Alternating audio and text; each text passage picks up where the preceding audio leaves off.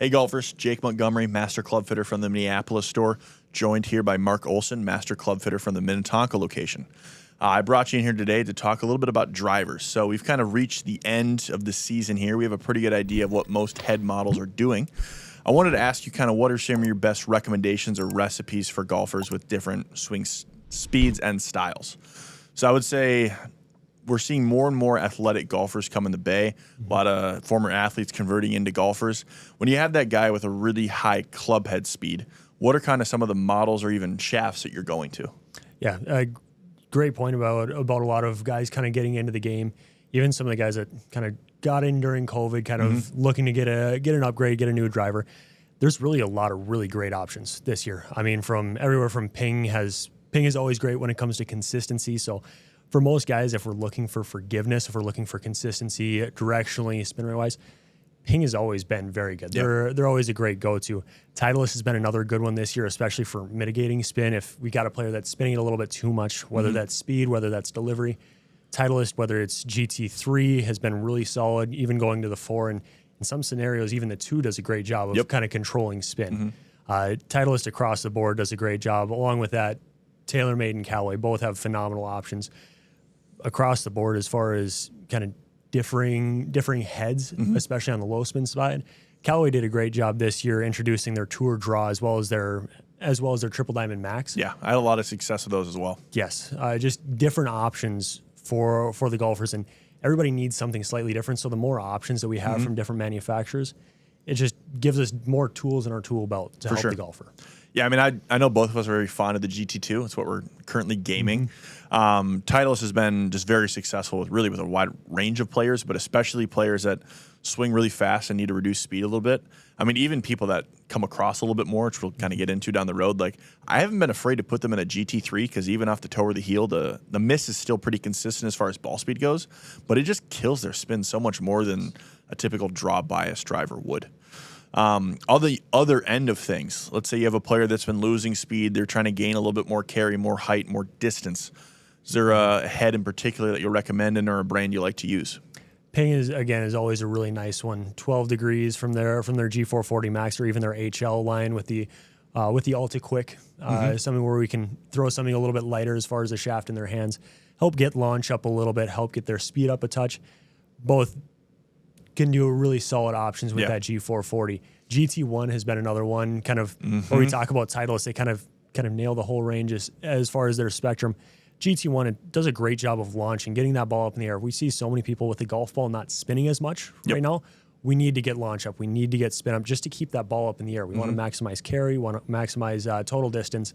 Keeping that ball up in the air is very valuable, especially for some of those slower golfers. GT1 did a phenomenal job at that. I would agree with you there. I mean, Ping's fantastic. They do kind of have that older market really locked down, especially when it comes to fairway woods and irons. But yes, the GT1 was a cheat code, especially if you paired it up with that Ventus white. I mean, there were times where I would gain somebody. I mean, maybe they're 180 yards. We're getting the carry to 210. Like, it made a pretty big difference.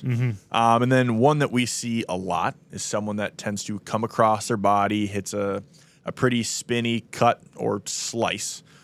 Is there a particular head that you were kind of drawn to this year? I would say for me, the first one that I was going to is the Elite X. It's one where you can, if you loft it up a little bit, throw it in the draw setting. As far as their hosel, throwing weight in the heel as well. There's just so many different ways that we can put that driver into more of a left bias.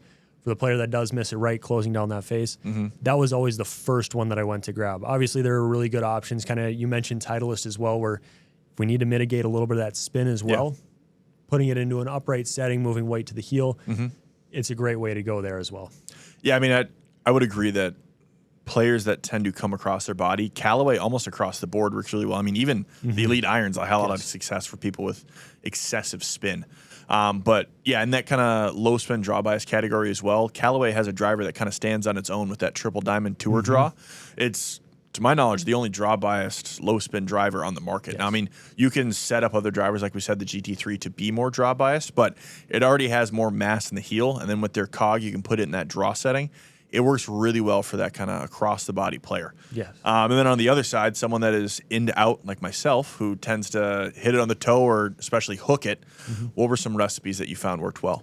As far as that goes, the biggest thing that I've seen, especially from Titleist, is kind of my favorite for that, just because you can loft it up well, flattening out the line. Yep. So C4 setting is a great one where, hey, we need a little bit more height, we need a little bit more launch, but we also want to kind of guard against that left miss. Titleist does a really good job at that. The flat setting from Ping does a phenomenal job at that as well. Just anything that we can do where we can raise loft without getting that face too closed. Yep. That's really been my recipe as far as that goes. Yeah, we're in complete agreement again. I mean, it's cool that, especially at the end of the season here, we've kind of found the same things as we're going through our fittings. I mean, fittings really are, to a certain point, kind of an experiment. We're trying different variables and seeing what's going to work for that player. There's a lot of great options out there for a lot of different players, but yeah, there tend to be ones that kind of rise to the top there. And then I'm going to throw a little curveball at you. Gotcha. With kind of the rise of 10K drivers. Is there one out there that you had a favorite with? As far as the 10K, it's really been kind of a cool little niche as far as the market goes. Maximum forgiveness, kind of getting as much MOI in somebody's hands. As far as the 10K drivers, the one that I was actually very surprised by this year was the Cobra. It did a very good job as far as it still mitigated spin. It wasn't super spinny. It was very quick off the face. That was probably the one where Cobra's always kind of the little bit of a dark horse. They're not at the tip of the tongue when you talk about kind of the top drivers, but the Cobra really performed well for a lot of golfers, whether it was high swing speed or low swing speed. Especially that Max K did a really good job. Yeah, the dark speed was definitely a dark horse. What golfer are you typically fitting into a 10K driver? That's another great question. And it's kind of what you said. It's a little bit of an experiment. Every time we go into it, kind of finding what players it works well for. High swing speed players was typically the one that I saw, especially the guy, hey, we've got a ton of speed, but we need to have that consistency across the face. Just with how quick they move the club head, the face really wants to deflect quite a bit. So if we can add a little bit of forgiveness, it's going to add consistency, both horizontal, kind of that left to right dispersion, as well as front to back. So high swing speed is typically the first one that I go to, but really anybody that needs a little bit of help on some of those mishits is going to be the big thing. That's great stuff, Mark. Golfers, no matter the swing, we have ahead for you. If you want to work with a fitter like Mark or myself, come into a Second Swing store or work with one of our master fitters on our website at secondswing.com.